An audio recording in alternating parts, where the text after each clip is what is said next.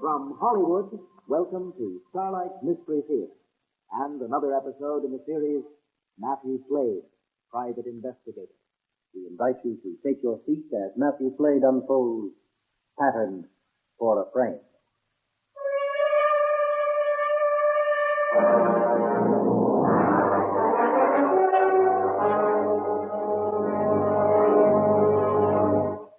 In my job, the hours are odd. So are the circumstances and the people I meet. You could even call some of them dangerous. My calling card reads, Matthew Slade, Private Investigator.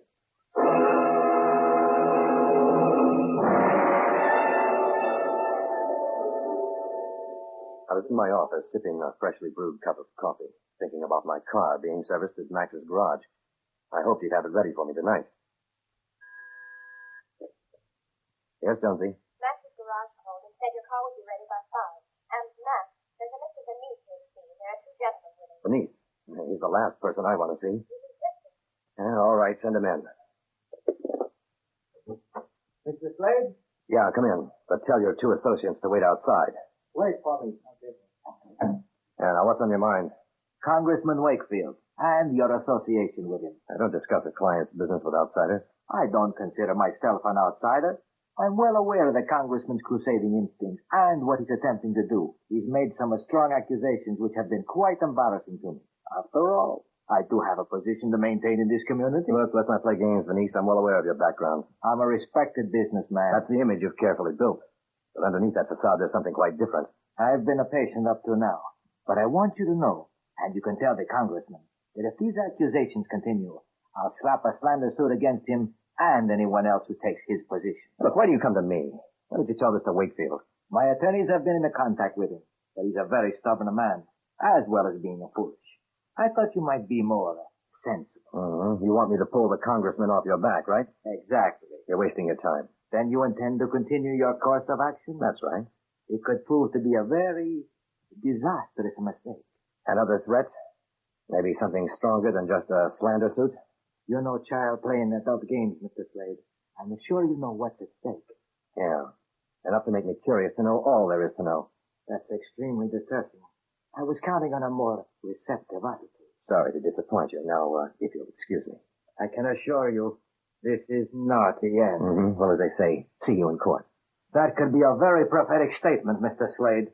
Remember, you've been warned.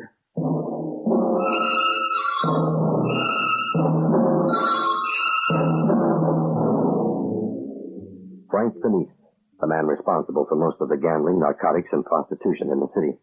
He was running scared. I left the office at 5:30, walked to Max's garage, picked up my car, and drove home. I was finishing a very nice tender barbecued steak when... Hello? I have some very interesting information for you about Frank Denise. Who is this? The name's not important. What I have to tell you is, it may be all you need to expose him. I have to see you. Tonight, my life is in great danger. And you come here? Meet me at 472 Quincy Street, apartment 25. What time? 8:30. And tell no one, or the information I have may die with me. 472 Quincy Street was in a deserted section of town, the slum area, where apartments were being torn down in a redevelopment program. There were no lights, no one around. I climbed the broken staircase to apartment 25, cautiously pushed the door open with my foot, then entered the darkened room. Hello? Hello? Anyone here? There was no answer. Only the stillness. The stillness which was broken by what sounded like heavy breathing. Who's there?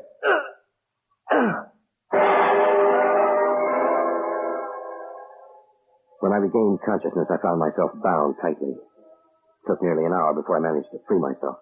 It was shortly after 10 when I arrived back at my apartment.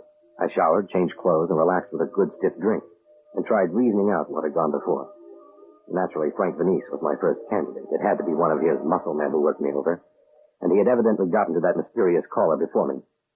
What I couldn't figure out was why had I been tied up? Didn't seem to serve any purpose. My contemplation was interrupted by the doorbell.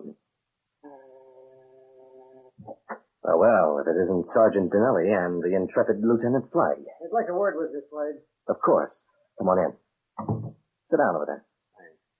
You're looking rather glum, Sid. What's wrong? You mind if we ask the question? Look, what is this? You come in here for a friendly visit, and right away you have to start acting tough. This isn't a friendly visit. It's business. Police business. You two sound serious. Murder is serious. Murder? What murder? Congressman Wakefield was found tonight with 2 bullets in him. What? He was shot to death just a few hours ago, Matt. You've been in all night, Slade? No, I haven't. Well, what's that got to do with anything? Now, play it straight, Matt. Take a friend's advice. You trying to say I know something about this? You trying to say you don't? Yes, I am, and I get the feeling you don't believe me. We'll decide that later. What time did you go out tonight? It was about 7:15. And where did you go? You see, I received a phone call about 7:30. Caller asked me to meet her in an apartment on Quincy Street. When I got there, the place was deserted, or so I thought.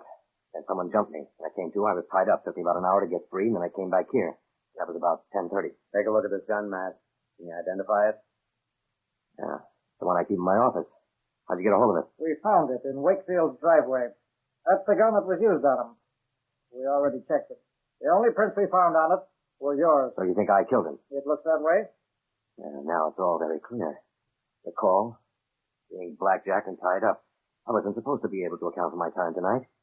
Look, isn't it obvious to you two I'm being set up for a frame? You surprised me, Slade. I figured you'd have come up with a better story than that. Now, well, it may sound contrived, but it happens to be true. I'd like to believe that. You two really think I killed Wakefield, don't you? Look, I was working with him. You both know we've been after Frank Vanice. Why would I want to kill him? We've got that, too. Enlighten your friend, Sergeant. We've got an eyewitness. She swears she saw you shoot him. Well, whoever she is, she's lying. She claims to be Wakefield's girlfriend. Said you and she were together tonight. That Wakefield came in unexpectedly. There was a fight, and you shot him. Oh, come on, Sid. There's the gun, Slade, and the fact that you can't satisfactorily account for your time between the hours of 8 and 10. That's when the coroner established time of death. You want to tell us the truth now? You've already heard it. Okay. Get your coat. We're booking you for murder.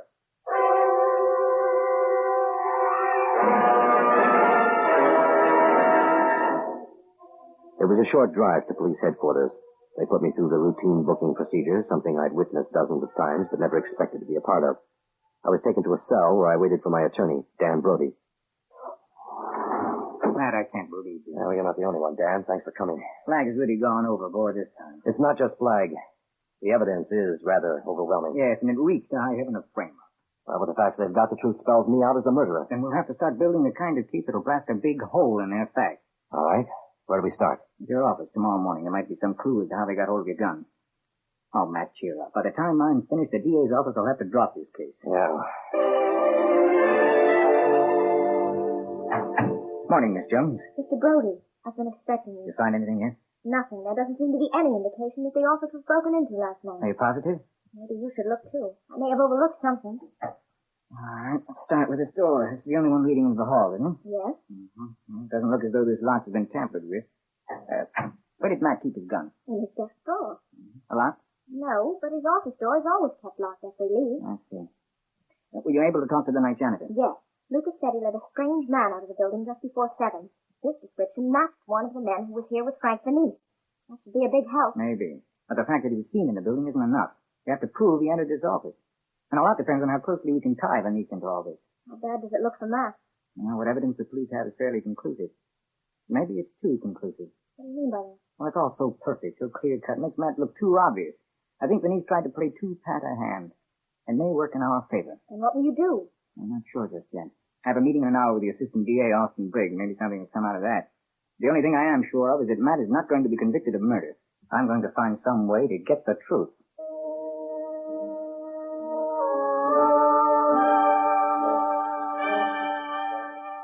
Come in, Dan. Morning, Austin. You know Lieutenant Flagg, Sergeant Dinelli? Of course, gentlemen. Brother? Sit down, Dan. Thank you. Cigar? No, thank you. Seem to be in a very obliging spirit this morning, Austin. I'm open to anything you care to discuss, but I should warn you, I'm not in a deal-making mood. But offer you a chance to save yourself considerable embarrassment in court. Just how do you think I'll be embarrassed? trying for a conviction against my client. Oh, you're very funny, Dan. Do you think so? Why don't you save everyone a lot of time and bother by pleading guilty? If you do, I won't push for the gas station. Now you're being funny. There's no question of Slade's guilt. Not even a reasonable doubt, Lieutenant. Not as far as I'm concerned. Oh, well, then I suppose I'll give all of you a good laugh when I say Matthew Slade is being framed by Frank Beneath. That was his story. It doesn't sound any more convincing coming from you. Lieutenant Slade's supplied you with an excellent case, Dan. Now, come now, Orson, give credit where credit is due. Beneath is the one you have to thank for that. If you can prove that, fine. I have nothing against Slade personally. I merely act on the evidence given. I dare say, Lieutenant, that you aren't quite as neutral as Orson here. If you mean I'm not going to lose any sleep over Slade's predicament, you're right. He's a gun-happy, skirt-happy gumshoe who was bound to get into real trouble someday. Barney, I've told you, you've got the wrong idea about Matt. Look, Sergeant, I can't tell you who to pick for friends. Just don't presume to tell me I'm wrong about Let's Slade. avoid an argument over, shall we, I'm going to gentlemen? use all of this in court, Orson. Don't think for 1 minute I won't. Use what? Your arresting officer here is obviously prejudiced against my client. Are you accusing me of rigging the evidence? Oh, did you, Lieutenant? Were you Barney, take it easy. Look, Counselor, the lieutenant has a bug about private detectives. It's not necessary to make excuses for me. Okay, that's enough. Did you come in here for the purpose of stirring up something, Dan? My only purpose in coming here was to tell you you're making a big mistake, Orson. Really? Let's find that out in court.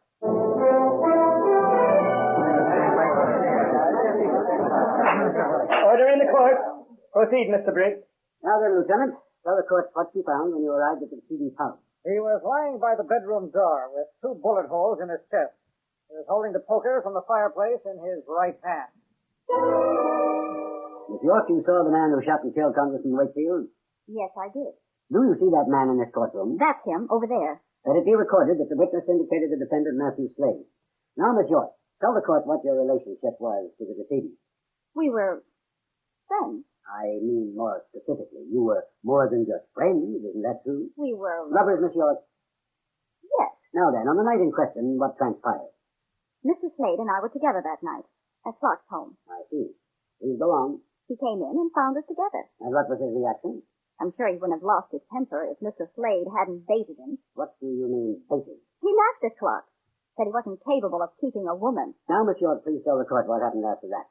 Clark moved to the fireplace, picked up the poker. Did he make any move to strike the defendant? No. He made a verbal threat. That's when Mr. Slade shot him. And what did you do? I was frightened. I thought he might shoot me, and then he ran from the room. That's when I phoned the police. Thank you, Miss York. Is there any redirect? Yes, Your Honor. Miss York, did you phone the defendant that night and ask him to meet you? Yes. And isn't it true that you asked him to meet you in a deserted apartment on Quincy Street and not at the home of Congressman Wakefield? No, that's not true. Need I remind you that you're under oath, Miss York? I'm well aware of that. Well, I'm sure an attractive girl like you would find it rather stifling to have to spend time in prison on a perjury charge. Objection. He's badgering the witness, Your Honor. Sustained. You're a little out of line, Mr. Brody. Please confine the questions to testimony given in direct. Very well, Your Honor. Now, Miss York, what time did you call the defendant? Between 7 and 7:30. And what time did he arrive? 8 o'clock. He drove his own car. Yes. You're sure of that? Yes. If it please the court, at this time I'd like to enter some new evidence. Mr. Briggs? State has no objection, Your Honor. I have here, sir, 2 reports. One shows that on the day of the Wakefield murder, my client's car was lubricated by Max's garage. Now, the mileage was recorded and indicates that at the time there were 12,562 miles on the speedometer. I also have a report here, verified by the police, that the day after my client was taken into custody, his car speedometer indicated 12,581 miles, a difference of only 19 miles. Now, on the day of the murder, my client drove from Max's garage to his apartment, then to 472 Quincy Street, and then back again to his apartment, a distance of exactly 19 miles. If, on the other hand, my client had driven to Congressman Wakefield's home, as Miss York has testified, he would have had to travel an additional 8 miles. Therefore, I submit, Miss York has perjured herself. Order in the court. The state must oppose the introduction of this so-called evidence. Without meaning to demean the defense counsel, it is obvious that such evidence is inadmissible. Anyone who knows even the slightest about cars knows how easy it is to turn back a I speedometer. take offense at that remark, Austin. You're saying I'm attempting to submit false evidence. No doubt I'm only suggesting its validity is questionable. Gentlemen, please, I'll have to take this evidence into consideration. Now I see it's approaching 12 o'clock. We'll adjourn for lunch. I caution the jury not to discuss this case or draw any conclusions until all the evidence is in. Court will reconvene at 1:30.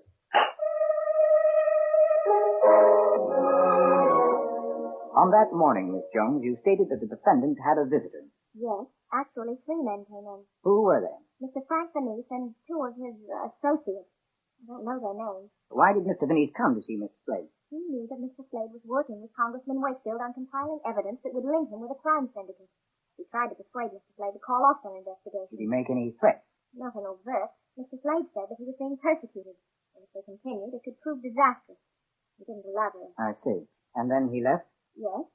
Now, Miss Jones, the next day after the defendant was arrested, he received a call from a Mr. Max Cutler. That's right. What was the nature of that call? Well, Max runs the garage where Mr. Slade has his car serviced. When he read about Mr. Slade's arrest, he called to tell me that he had noticed a man leaving Mr. Slade's car late the previous afternoon. His description matched that of one of the two men who accompanied Mr. Vinicius to the office. Now, how could he have known the defendant's car was at Max's garage? Well, Mr. Slade asked me to call Max's garage to find out when his car would be ready. I was asking him the information when the three men entered. They overheard the conversation. What do you suppose one of these men was doing at the defendant's car? He must have taken an impression of the office key. Objection, Your Honor. The witness is drawing this conclusion. Objection sustained. Strike that from the record. The jury will disregard it. Proceed, Mr. Brody. Yes, Your Honor. Now, Miss Jones, tell the court what you learned from Lucas Haynes, the night janitor of your office building. Lucas let a strange man out of the building after it was closed, sometime before 7 o'clock. The same man seen by Max Cutler at his garage? Yes. And the same man who came to your office with Frank Vinicius? Yes. Thank you, Miss Jones. The state may cross-examine. Miss Jones, you're employed by the defendant, Matthew Slade. Yes. For how long? Over 4 years. And for those 4 years, you've been a loyal employee. Oh, yes. And these gentlemen, Max Cutler and Lucas Haynes, I would guess they are friendly with the defendant? Yes. And what about you? Are they fond of you? I think so. Then would you mind telling me this story you just told? Was it your idea, the defendant, or the defense counsel? Objection, Your Honor. No further questions. Order in the court. I won't tolerate this sort of outrage. Your Honor, the prosecution is attempting to belittle the witness. I'm well aware of what the prosecution is attempting to do. I must caution both counsels to try and remember their courtroom etiquette. Now, you may call your next witness, Mr. Brody. Yes, Your Honor.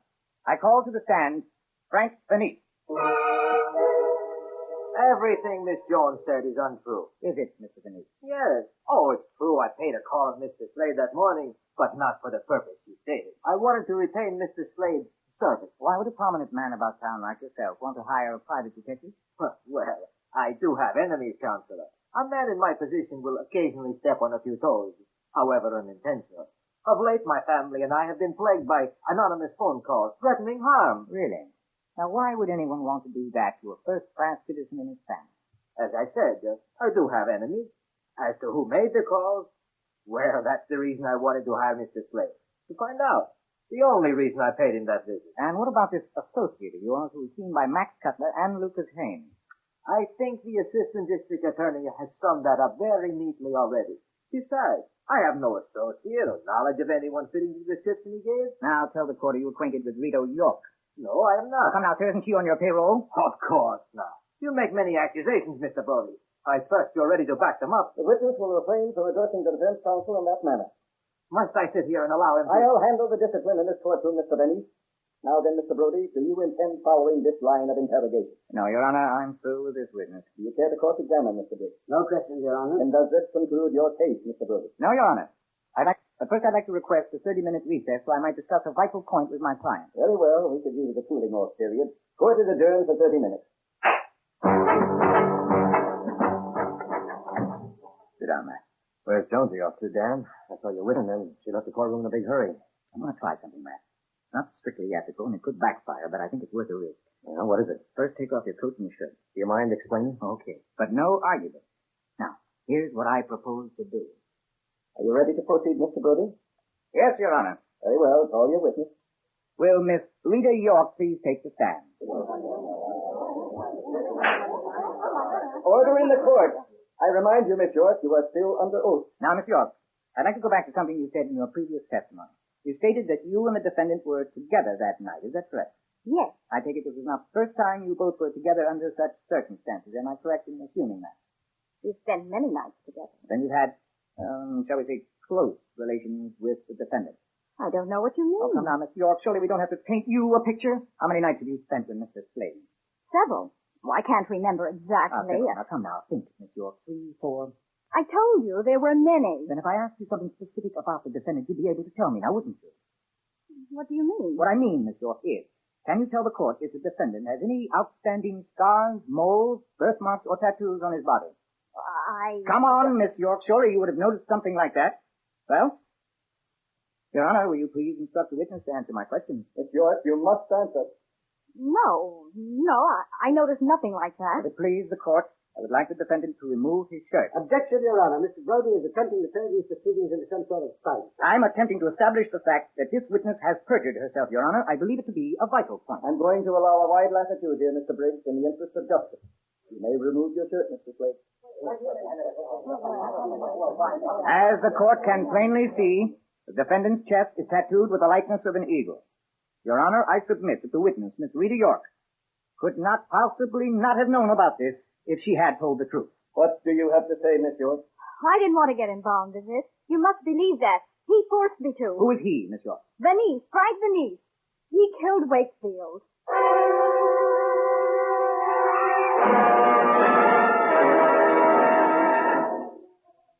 I don't know how to thank you, Dan. Oh, save it. When you see my fee, you may feel different. Whatever the price, it's worth it. You know, I'm very fond of my freedom. Oh, by the way, you can wash off that indelible ink with a good, strong detergent. Oh, I don't know. I just may keep it. How can anyone destroy such a masterpiece? You know, your forensic talents, Mr. Brody, are surpassed only by your tattooing artistry. You say the nicest things, Mr. Detective.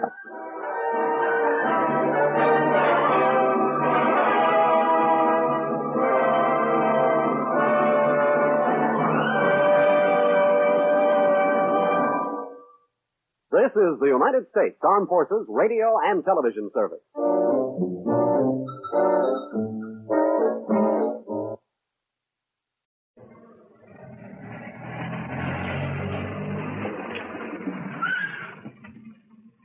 There we are. Thank you so much for bringing us home. Not at all, Lady Ford. Hope you enjoyed the party. Oh, my wife and I did very much, yes. Good night. Good night, Sir Clifford. Good night, Lady Ford. Good night. Most kind of you to give us a lift. A pleasure.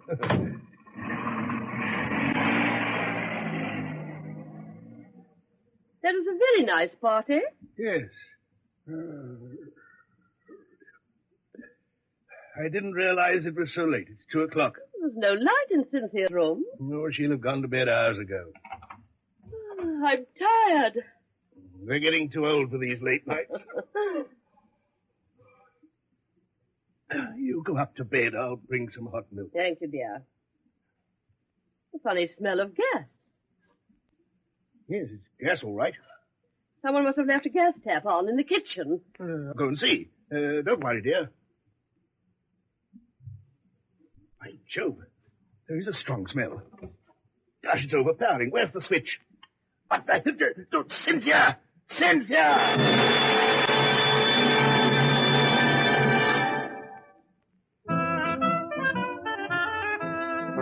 BBC presents A Case for Doctor Morel, another adventure by Ernest Dudley, with Cecil Parker as the famous Doctor Morel and Sheila Sim as his secretary, Miss Frail. The Blackmailer.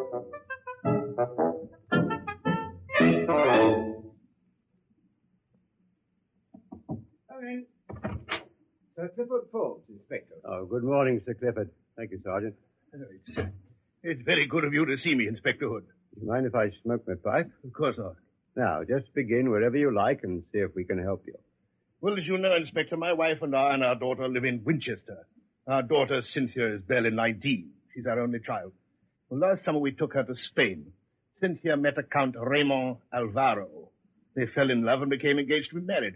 He travels between Madrid and London frequently and has been to our home 2 or 3 times. When do they propose to get married?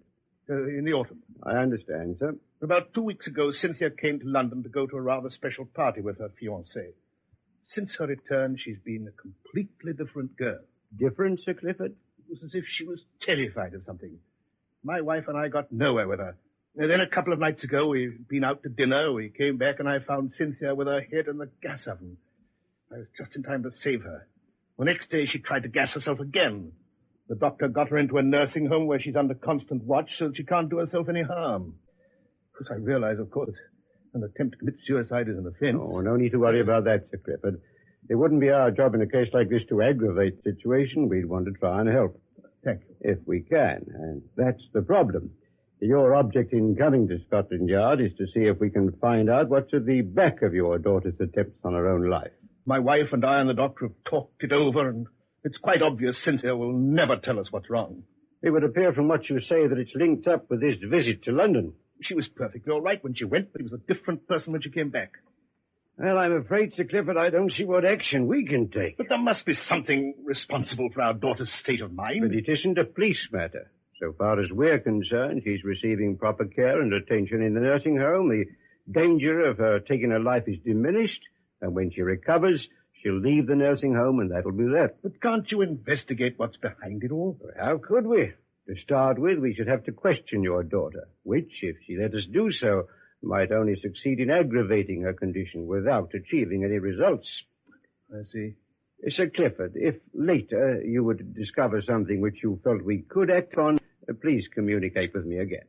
All right. I'm afraid I've just wasted your time. No. Please don't think that. I only wish there's something we could do. It's dreadful to feel so helpless. Yes, I really am very sorry. Just a minute, Sir Clifford. What is it? It's just occurred to me that I could put you on to someone who might be able to help you. Who, Inspector? Well, he's a personal friend of mine, as a matter of fact. Perhaps you may have heard of him. His name is Doctor Morel.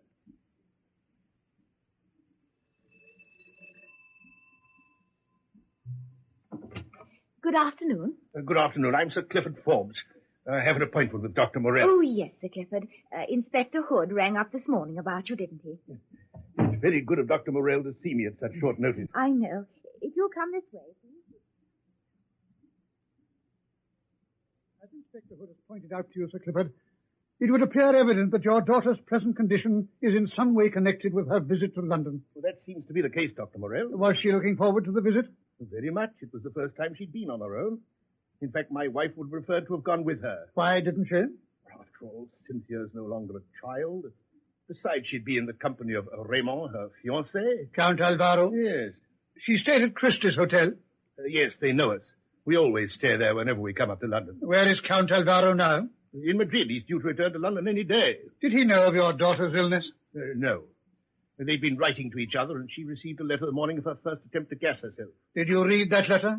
My wife did. She doesn't usually open her daughter's correspondence, of course. But in this case, we thought it might have something to do with what had happened.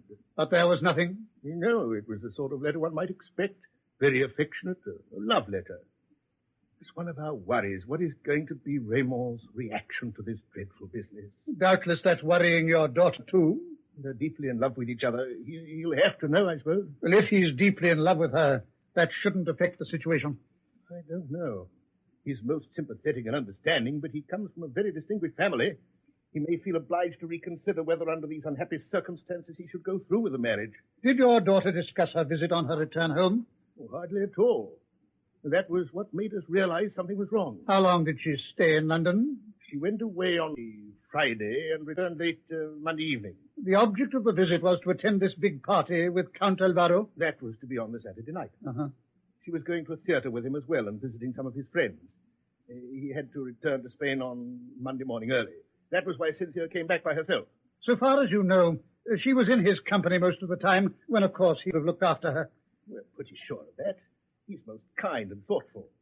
He's about 10 years older than Cynthia, and I think that was why she fell in love with him, because he's so reliable. It would appear that whatever it was upset your daughter and set in train these unhappy events transpired when she was alone. I suppose so. Mm-hmm. We can't very well get in touch with him without giving away what's happened. Where does he live when he's in London? He's got a flat in Cavendish Street.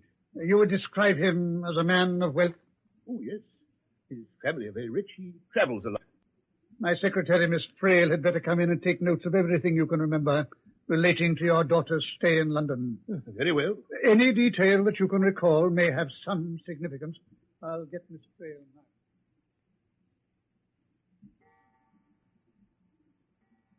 Oh, 5 o'clock and still matters to be done. Well, I've got all the notes, Dr. Morel. Thank you, Miss Frail. Clifford Forbes talked at length, but the only useful information we seem to have is the hotel where his daughter stayed. That may well prove a source of information. I hope so. I also have this snapshot of the young woman and her husband-to-be. Oh. She's very pretty. Though a little insipid, don't you think? He's attractive in that dark Spanish way. Shouldn't have thought she'd have been his type at all. Does it necessarily follow that a certain type of man must be attracted to a certain type of woman, or vice versa? Oh, yes, Doctor. It's all a matter of chemicals. Oh, but then surely you know that. I've often wondered.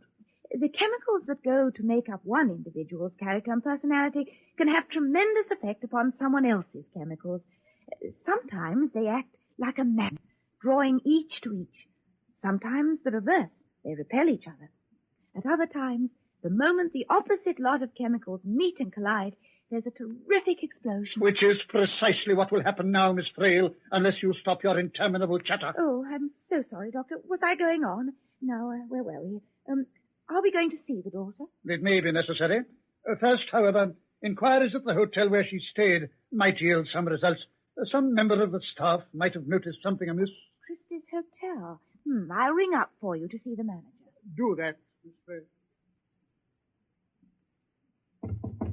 You come in? Yes, sir. You come in, dear. This is Lily, Dr. Morel, who looks after the floor where Miss Forbes had her bedroom. This is Dr. Morel and Miss Frail. Good afternoon, sir. Good afternoon, miss. Good afternoon, miss. I sent for you because Dr. Morel would like to ask you about the time when Miss Forbes was staying here. 2 weeks ago. Oh, yes, sir. Yes, Doctor, I remember it very well. Miss Forbes had the same room she always had when she stayed here with Sir Clifford and Lady Forbes. That's right, sir. She did. We are an old established hotel, Dr. Morel, and some of our guests like to have the same accommodation they've had before. This was the first time that Miss Forbes has stayed here alone? Yes, Doctor. In fact, we had one or two little jokes about it while she was here. That is, what were you going to say, Miss? It's this, Miss. I was remembering that it was only the first 2 nights that she was in a joking mood. Friday night and the Saturday night. When I saw her before she went out to the party. I saw her again next evening and something seemed to have upset her. Did you obtain any idea what was wrong? I asked her, but she said it was nothing. She looked as if she hadn't slept a wink all night, poor thing. And she'd been so happy and full of life when she arrived. I felt ever so sorry. Come in. You sent for me, sir? Yes, Henry. This is Dr. Morel and Miss Frail. Good afternoon, sir. Good afternoon, madam. Good afternoon. Henry was the floor waiter, Dr. Morel, who served Miss Forbes. And you used to take breakfast to Miss Forbes in her room every morning? That's right, sir. Can you remember any incident about Miss Forbes which impressed you at the time? Well, only that on Sunday morning she was in a very upset state and she ate no breakfast at all. Miss Forbes had appeared perfectly normal the previous morning? Oh, definitely. Well, like she always was when she stayed with Sir Clifford and Lady Forbes. It was the same thing the next morning, Monday, the day she went away. All she had was a cup of tea, right off her food she was. She offered no explanation for her sudden lack of appetite? No, sir. I did ask her if there was anything wrong with the food or anything, but she said it wasn't that. And she wouldn't say what it really was? No, miss. No, thank you, Henry. And will you tell Parks to come up? Yes, sir. Parks, the hotel porter. He might prove more talkative. It isn't how talkative. What they say that matters. Quite. No, Parks won't be long. It was about 12 o'clock. I was outside the hotel and I saw Miss Forbes come out. I asked her if she wanted a taxi. She shook her head and hurried across the street. I saw her stop and talk to a man in a doorway. He looked as if he'd been waiting for her. Did you get a clear impression of him? Oh, I'd know him again, if that's what you mean. He wasn't wearing a hat, and he'd got very fair hair. He was thick-set and middle-aged. I saw Miss Forbes give him something. It looked like a big envelope, and he gave her something in return. He walked away very quickly, though he had a bit of a limp. Miss Forbes hurried back across the street to the hotel. She was putting something in her handbag. It slipped to the pavement, and I saw it was a small envelope. I was going to pick it up for her, but she was too quick. She snatched it up and dashed past me. Later on, I got a taxi for her to take her to the station. She wasn't looking at all well, I thought, and, well, she barely spoke to me. You have been most helpful. Thank you, Parks. Oh, anything I can do to help, sir. Good afternoon, sir. Good afternoon, miss. Good afternoon. Well, that's about it, Dr. Morel. We're very grateful to you. I can't think of anyone else in the hotel who could give you any more information. I was hoping someone might have seen Miss Forbes when she came back from the party. Well, it might have been useful, especially if she'd been accompanied by someone whose description we could have obtained. Miss Forbes must have come in when the night porter happened to be absent. But surely it would have been her boyfriend, Count whatever his name is, who brought her back. It may not have been. Well, I fear I put you to a great deal of trouble. Not a bit, Dr. Morel. I do hope that this sad business will soon be cleared up.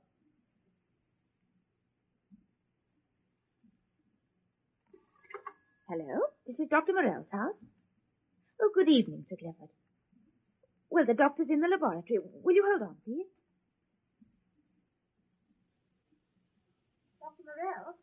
Miss Frail, just turn off that thing, would you? Yes. Doctor? Take that test tube and put it on the rack. But Doctor... Don't drop it. No, Doctor. I fancy I'm arriving somewhere in determining the difference between blood groups in relation to the criminal tendencies of the person involved. Yes, I'm sure you are. My belief that any emotional upheaval must give rise to certain glandular reactions which in their turn might have an effect upon the blood undoubtedly has some basis. Doctor, Sir Clifford Forbes and if on the telephone... this effect remains apparent in the blood for a length of time afterwards, the conclusion to be drawn... Sir Clifford Forbes? Why didn't you tell me instead of standing there gossiping? Yes, Dr. Morel. I'll speak to him. Dr. Morel here, Sir Clifford. When did you discover this? Yes, just as soon as I have any news. Goodbye. Well, what is it, Dr. Morel? What's he found out? On the morning before his daughter left to return home, she cashed a cheque at her London bank for £250. £250? That's a lot of money. Miss Forbes happened to be somewhat well off. Oh, how lovely. There appears to be no trace of the cash. You mean it's all gone? Whatever on? Murder. What? Murder of the soul, Miss Frail. Blackmail. Dr.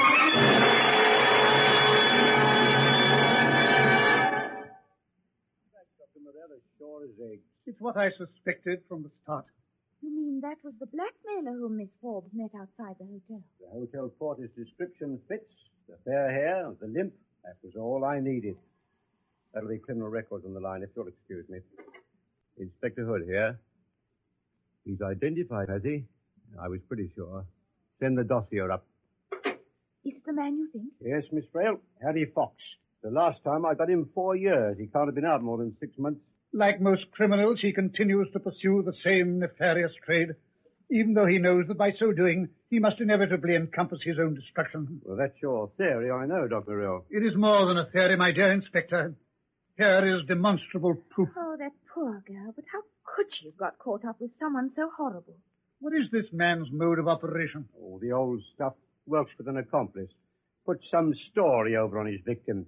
I know Harry Fox, and I can just see in my mind how he'd work it in this case. It would be at the party this girl was at.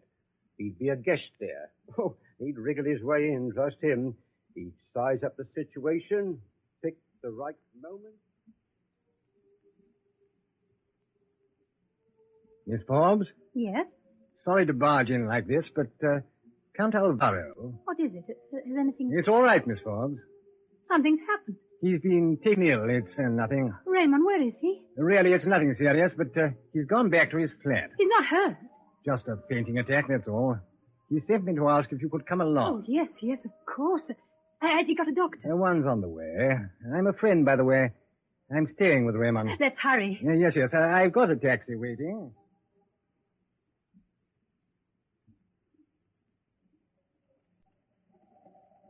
You're nearly there, Miss Forbes. Poor Raymond. He seemed perfectly all right while we were dancing. Then he went to get a drink. It was a sudden attack that hit him, but not to worry. I expect the doctor will be there now. I do hope he's all right. Here we are.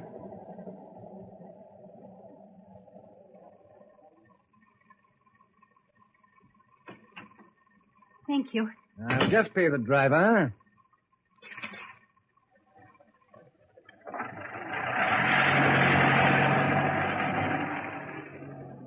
I've the key. Come on in, Miss Forbes. Come on in. There you are, Dr. Morel. That's about how it would go. He gets her into the flat, dopes her drink or coffee, and when she wakes up, she finds she's been photographed, looking as if she's been on one of those wild parties, or in Harry Fox's amorous embrace. Quite a vivid imagination of yours, Inspector. I tell you, I know how Fox works. How absolutely sickening. The victim's to buy back the photographs. Takes quite a time because Mr. Fox naturally hangs on to the negatives. Why was she such a fool as to pay up? That's what I can't understand. Well, I mean, if I was ever caught like that, well, not that I ever should be, of course. Of course not. I'm sure you would. But if I ever was, I know what I'd do. What? This might be quite interesting, Miss Vale. I'd beat the brute over the head with my umbrella or whatever I could lay my hands on. I believe you would, too. Then I'd send for the police. Or for you, Dr. Morel. You flatter me. You may rest assured that a blackmailer would never single you out for his attention. Just let him try. The point is, you see, he invariably picks his victim very carefully. Someone he knows will react to the situation the way he wants. Who'll think of the scandal, the shame, exposure, and who panics. He's a real psychologist. Eh, Dr. Morel? To a certain extent, he can weigh out the character of the person he proposes to enmesh in his toils. As in the case of this girl, he played upon her youthful inexperience, and in particular, upon the fact that she was engaged to be married. Her prospective husband would be horrified by what had befallen her. Poor thing. What are we going to do, Dr. Morel? Meet Mr. Fox. I think that might be arranged. Come in.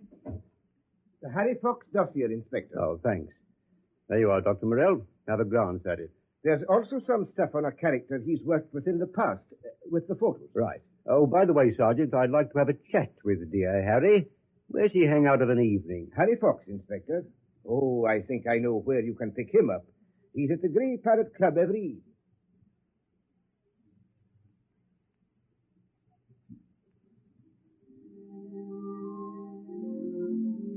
Do you think he'll be long, Inspector Hood? Why, don't you like this joint? It gives me the creeps. Not to worry. Dr. Morel will join us any minute. You'll feel safe enough then. Oh, I feel safe enough with you. Wonder why he left us on the way here from Scotland Yard. To make a phone call, he said. Well, he could have done that from your office. Perhaps it's someone he doesn't want us to know about. A secret girlfriend, Miss Frail? Inspector Hood, as if he'd...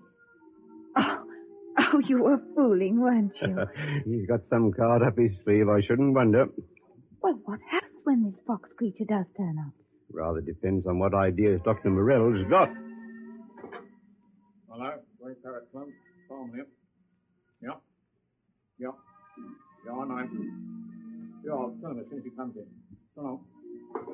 Well, I wonder who that phone call was for. This is the sort of place where customers leave or collect messages. Looked a bit sinister to me. Fox will never recognize you in this murky lighting. That barman was on to me the moment I came in. They can smell a fatty a mile off. Oh, yes, Dr. Morel. Oh, Miss Frail's been quite worried about you, Doctor. Did you make your phone call all right? You should know, Miss Frail. What do you mean? As if I could read your mind. Ah, that tune. I do know who you phoned. But you're improving, Miss Frail. But I don't... What is this going on? A mental telepathy act? Miss Frail will now expound. Don't you remember, Inspector? The phone call the barman took. That radio was playing Beautiful Dreamer. La, la, la, la, la, la, I've la. got it. You were humming that, Dr. Morel, so you must have heard it when you phoned the barman. How clever of you. Oh, we plodding flatties get by now and again. But why did you phone, Dr. Morel? Did you... What is it? Fox. He's come in. The fair hair and the limp. Yes, but he doesn't look at all horrible. Well, if he did, he'd hardly get very far in his chosen trade. No, I suppose not. But what do we do now? Dr. Morel, it's for you to say. The barman's speaking to him. I think we might be getting along, Inspector. Hey, but what about him? I merely wanted to be sure he received the message. We can be waiting for him. Come along, Miss Frail. I don't follow it at all. Then just follow me. No, I think we'd better, Inspector. Dr. Morel always knows where he's going.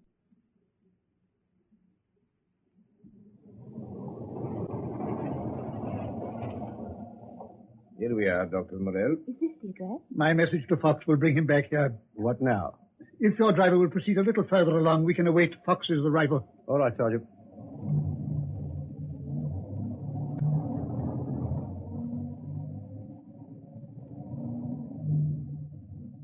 Stop here. Turn round on the other side of the road, between the street lamps. Yes, Inspector. We shouldn't have to wait long.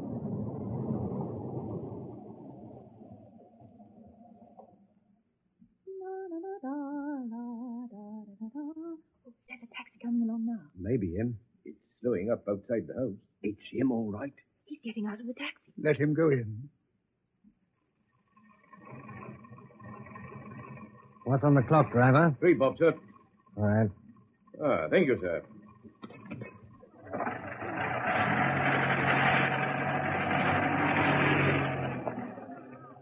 Funny about that firm message. Wonder what's in the wind. What do you want? What do you mean? You phoned a message to me at the club. Come in. He's gone in, Doctor. I think this is the moment for us to make a move. Come on, Sergeant.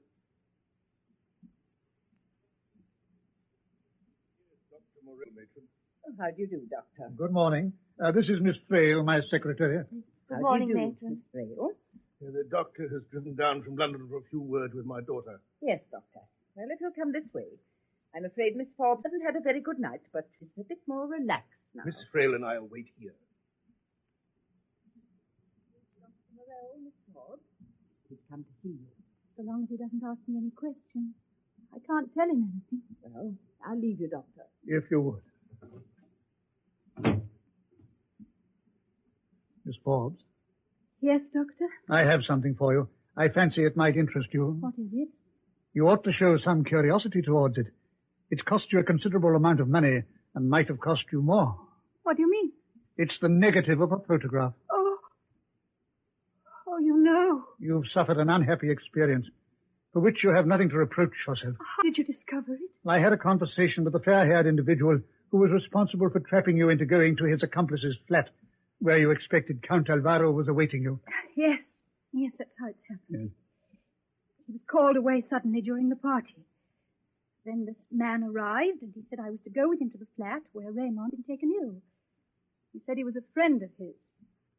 I believed him.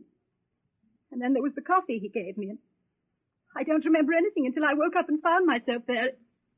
It was horrible. Horrible. And then the photograph. You may dismiss it all. It's finished. Just relax. Relax. It's been like some dreadful nightmare. Try to think of it in a way. A nightmare. Now you're awake, and it's done with. Now you can sleep again, feeling secure and safe. I can't believe it's over. Relax and sleep once more. No one can harm you. No one. Relax.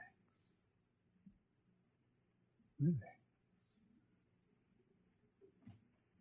How is she, Dr. Morel? How did she take it? I left her sleeping. Oh, how can we ever thank you? If it hadn't been for you, I don't know what we should have done. You may rest assured that there is no cause for any further anxiety. I told you Dr. Morel will put everything right. There remains one minor matter to be attended to, which I didn't mention to her. What's that? Well, I thought it best to leave it to you to discuss with your daughter. It concerns Count Raymond Alvaro. You mean he knows? I fear so. But why? Why did you have to tell him? How did you get in touch with him? Don't you think your daughter would have wanted him to know anyway? Well, she couldn't not tell him, sure. No. Only I must confess I was hoping he'd never have to know. Why should it matter if he really loved her? Yes, but you see you've spoken to him, Dr. Morel? I have. But where is he? Is he back in London? He's in London, and he knows everything. What did he say? How did he react? That's what you will have to explain to your daughter. You mean he was never in love with her. It was her money which attracted him. How dare you say that? Well, because it happens to be true. You see, he makes a practice of attaching himself to impressionable young women of means and with access to wealth.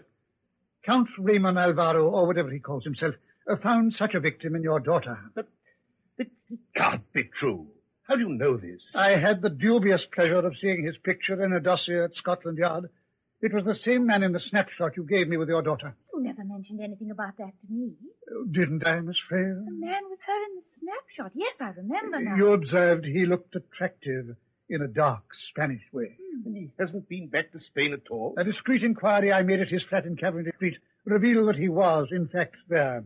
But the letters he wrote? They were easily arranged. Inspector Hood and I called at his flat last night. I was there too, wasn't I, Dr. Morel? Accompanied inevitably by Miss Frail. We apprehended him and his accomplice, a man named Fox. The ensuing interview proved eminently satisfactory for us. I just can't believe it. I knew it. It must be an awful shock. You mean he isn't Count Raymond Alvaro at all? One of many aliases he uses. His real name doesn't matter. All that need concern you is that he is a professional blackmailer.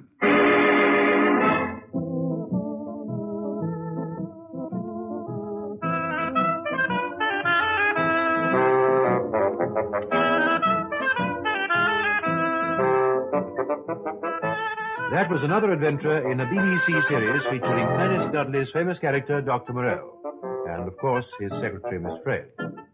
The artists taking part were Dr. Morel, Cecil Parker, Miss Frail, Sheila Sim, Inspector Hood, Philip Ray, Sir Clifford Forbes, Douglas Young, Lady Forbes, Madeline Christie, Cynthia Forbes, Ruth Tranter, hotel waiter, Hayden Jones, hotel manager, Humphrey Morton, Lily, the maid, Beryl Calder, matron, Molly Rankin, Harry Fox, and other parts, Ian Sadler.